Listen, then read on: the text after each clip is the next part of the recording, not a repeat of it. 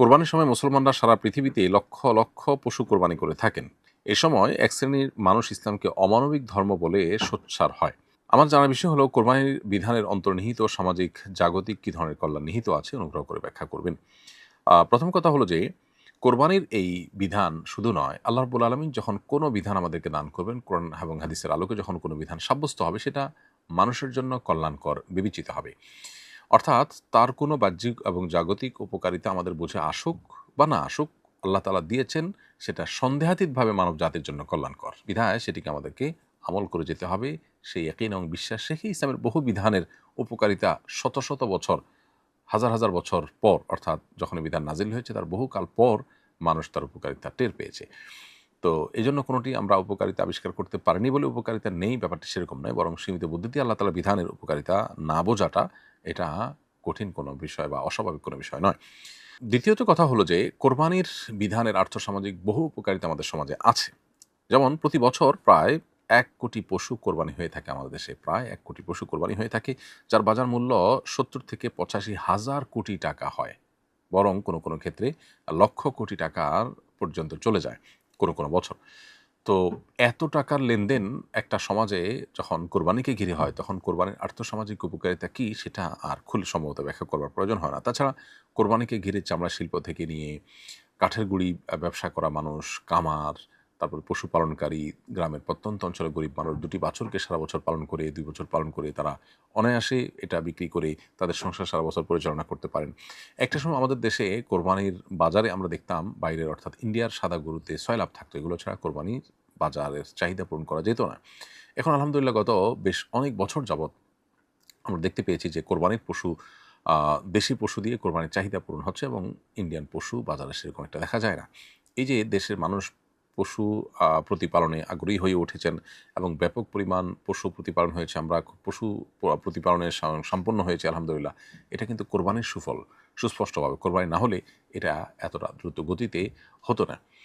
এভাবে যদি চলতে থাকে তাহলে হয়তো অচিরেই আমরা কোরবানির পশু আ উম প্রতিপালন করতে গিয়ে পশুর প্রতিপালনের সংখ্যা যখন বাড়বে, তখন ইনশাআল্লাহ দেশের বাইরে গোশত ইত্যাদি রপ্তানি করার সুযোগও হতে পারে। পশু খাদ্যে ২ থেকে ৩ হাজার কোটি টাকার লেনদেন হয় এবং ব্যবসা-বাণিজ্য হয়ে থাকে, এবং মসলা এবং খাদ্যপণ্যে ২ থেকে ৪ হাজার কোটি টাকার লেনদেন হয়ে থাকে, এবং আ ইলেকট্রনিক্স এবং ফ্রিজের খাতে প্রায় ৫,০০০ কোটি টাকার বাজার তৈরি হয়, এবং কসাই শ্রমিক খাতে ১,৫০০ কোটি এবং কামার শিল্পে প্রায় ৬০০ কোটি টাকার লেনদেন হয়ে থাকে কোরবানিকে ঘিরে।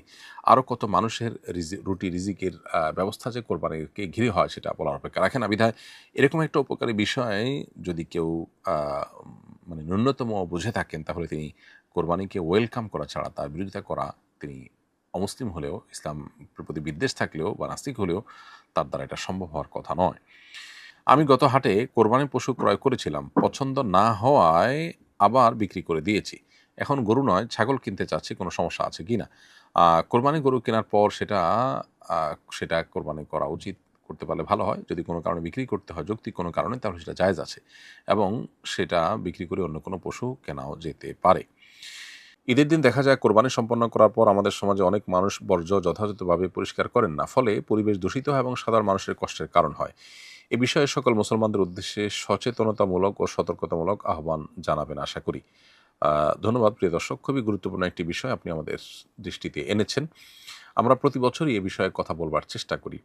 আমাদের কোরবানির পশুর বর্জ্য, রক্ত কোনো কিছু যেন কোনো পথচারীদের বা আশপাশে চলাচলকারীদের বা বসবাসকারীদের কোনোভাবে কষ্টের কারণ না হয়, অসুবিধার কারণ না হয়, বিষয়টি লক্ষ্য রাখা আমাদের কর্তব্যের অংশ।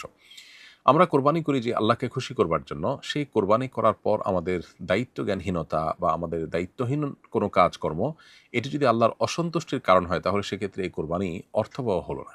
বরং এই কোরবানির মাধ্যমে সওয়াবের পরিবর্তে আমরা গুনাহগারও হতে পারি। আজকাল দেখা যায় অনেকেই যেখানে সেখানে পশু জবাই করার পর পশুর যে রক্ত সেটা ভালো করে ধুয়ে পরিষ্কার করেন না। বরং রাস্তাঘাটে পশুর রক্ত পরবর্তীতে পড়ে থেকে শুকিয়ে সেখানে প্রচণ্ড দুর্গন্ধের সৃষ্টি হয়। সেখানে মানুষের অসুস্থ হয়ে যাওয়ার মতো অস্বস্তিকর পরিবেশ, অস্বাস্থ্যকর পরিবেশ তৈরি হওয়ার মতো অবস্থা সৃষ্টি হয়।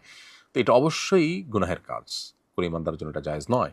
যেখানে রাস্তায় কষ্টদায়ক কিছু কেউ ফেলে রাখলে, এমন কিছু যদি ফেলে রাখে যা মানুষের কষ্টের কারণ হয়, অসুবিধার কারণ হয়, সেটা তুলে ফেলাটা ইমানের অঙ্গ হাদিসে সুনির্দিষ্ট করে বলা হয়েছে।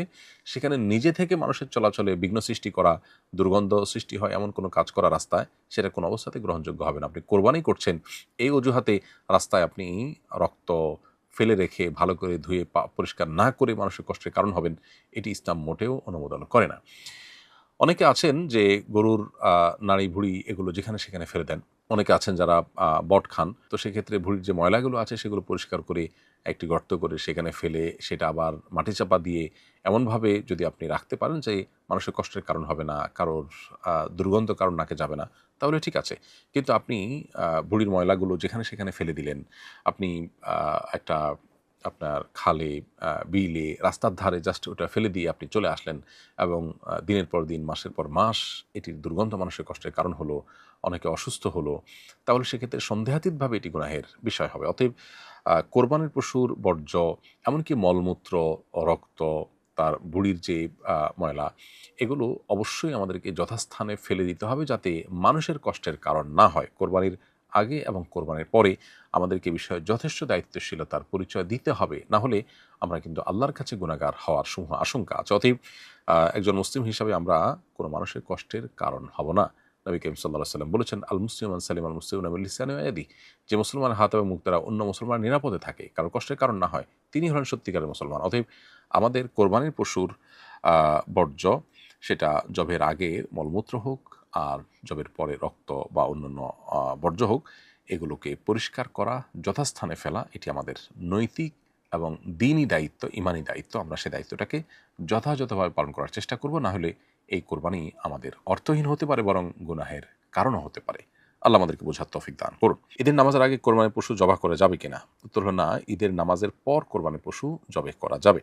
জবাই করলে তার কোরবানি সহিহ হিসাবে বিবেচিত হবে না, তবে সে পশুর গোশত খাওয়া যাবে, জাস্ট এটুকু।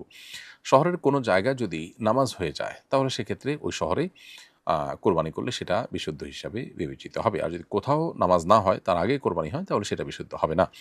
আপনি যে এলাকায় গরু জবাই করছেন ওই এলাকাতেই কোরবানি হতে হবে, নট নেসেসারি তার আশপাশে, ওই একই শহরের আশপাশে অন্য কোথাও নামাজ হয়ে গেছে, তারপরে আপনি কোরবানি করলে সেটা বিশুদ্ধ হয়ে যাবে। মোস্তাকিম আহমেদ লিখেছেন, এহরাম অবস্থায় ঘুমানোর সময় চাদর দিয়ে পা ঢাকা যাবে কি না? উত্তর হলো হ্যাঁ, চাদর দিয়ে পা ঢাকলেন, এমনিতে মোজা পড়তে পারবেন না, কিন্তু এহরাম অবস্থায় ঘুমানোর সময় যদি পায়ের উপরে চাদর থাকে তাহলে সেক্ষেত্রে সেটি এহরামের নিষিদ্ধ বিষয়ের অন্তর্ভুক্ত হবে না। গত পরশু কাজের প্রয়োজনে টাঙ্গাইল গিয়েছিলাম। সেখানে একটি গ্রামের রাস্তায় আনুমানিক ৩-৪ দিন বা ১ সপ্তাহ বয়সী একটি জীবিত নবজাতক শিশু পাই। খোঁজ নিয়ে জানতে পারি তাকে অবৈধ সন্তান মনে করে ফেলে রাখা হয়েছে। যারা সন্তান বা অবৈধ সন্তান প্রতিপালনের বিধান কি? এতে সওয়াব হবে নাকি গুনাহ হবে? সন্দেহাতীতভাবে গুনাহ হবে, এটি বলার অপেক্ষা রাখে না। সহিহ বুখারীতে বর্ণিত হয়েছে, নবী করিম সাল্লাল্লাহু আলাইহি ওয়াসাল্লাম বলেছেন, ফি কুল্লি কাবিদি রতবাতিন আজরুন। আ যে কোনো প্রাণ এর প্রতি যখনই আপনি দয়া করবেন, অনুগ্রহ করবেন, তার বিনিময়ে আপনি পাবেন সেখানে মানুষ। আর এই বাচ্চার তো কোনো দোষ নেই। অতএব সন্দেহাতীতভাবে তাকে লালন-পালন করা সওয়াবের কাজ, এবং তাকে লালন-পালন করে মানুষের মতো মানুষ হিসেবে গড়ে তোলার চেষ্টা করা, এটা আমাদের কর্তব্যের অংশ। বিধায় এর মাধ্যমে আমরা সওয়াব পেতে পারি।